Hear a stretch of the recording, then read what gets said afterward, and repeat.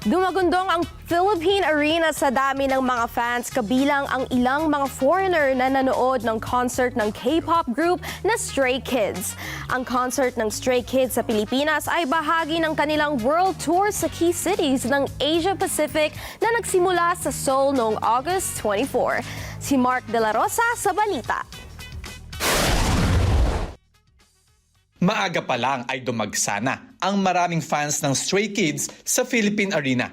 Ito ay para sa Dominate Bulacan concert ng nasabing grupo. Nagsidatingan at maagang nakihalubilo sa ibang fans ang marami sa kanila, tulad ng magkakaibigan na ito na nagkakilala lang sa concert ng Stray Kids. Ang iba naman sa kanila ay nagsilbi itong reunion mula nang magkakilala sila sa previous concert ng nasabing grupo. She from Marikina. Dana from Marikina. Paige from Palawan. Olive from Maykawan. Exactly right now. Just I mean, lahat po. Everything talaga. As from the start. I'm Katya from Negros Oriental. I'm Kay from Laguna. I'm Rosel from Malacca. Very, strangers lang kami na. Mag-meet kami like once in a quarter. Pumupunta ako ng Manila to meet them. Parang hitting two birds by one stone. Kasi pag nag-a-attend ako ng concert, tapos sasabihin ko sa kanila, punta ako ng Manila, so let's meet. Namigay ng mga libreng merch ang ilang miyembro o Philo Stays sa ginanap na concert ng Stray Kids. Para sa kanila, hangad nilang mapasaya ang fans na kagaya nila kung kaya na mahagi sila ng libreng merchandises gaya ng photo cards, keychains, bracelets at iba pang memorabilia ng grupo. I'm from Bea, from Gensan. I'm Audrey from Jensen. Parang satisfying na maging masaya din yung ibang fan. Mayroon pang fans from Russia na bumiyahe lamang sa Pilipinas para mapanood ang Stray Kids. We are from Russia. Just for them, all for them. Take my heart, take my soul.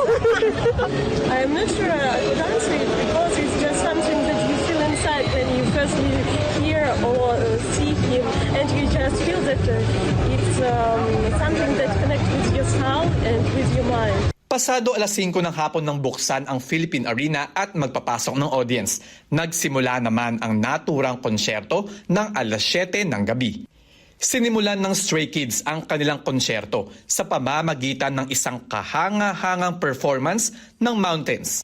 Isa sa namataan sa venue ang anak ng aktres na si Don Zulueta, na si Aisha Zulueta na tuwang-tuwang sumasayaw sa isang hit song ng Stray Kids.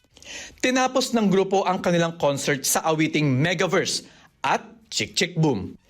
Samantala, nagpasalamat ang Stray Kids Korean pop group sa kanilang fans at iba pang nanood ng kanilang konsyerto sa Philippine Arena sa Bulacan nitong Sabado, November 23. Ipinost pa ng grupo sa kanilang X account ang banner ng kanilang mga tagahanga na nakasaad na "You are our beautiful memory that covers us like a warm embrace."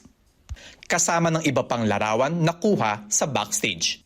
Mahigit 30 awitin ang itinanghal ng grupo sa kanilang 2-hour show, kabilang dito ang kanilang hit songs na Backdoor, Chick Chick Boom at marami pang iba. Ang concert ng Stray Kids sa Pilipinas ay bahagi ng kanilang world tour sa key cities ng Asia Pacific na nagsimula sa Seoul noong August 24.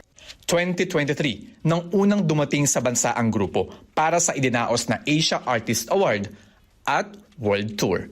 Mark De La Rosa para sa Mata ng Agila. Matatag, matapang, matapat. Maraming salamat sa inyo pong pagsubaybay sa Mata ng Agila Primetime.